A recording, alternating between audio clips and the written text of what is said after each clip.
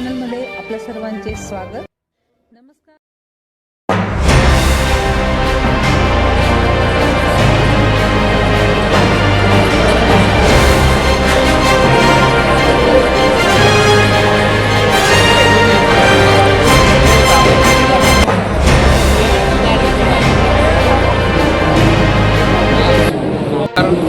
Jai Shriram.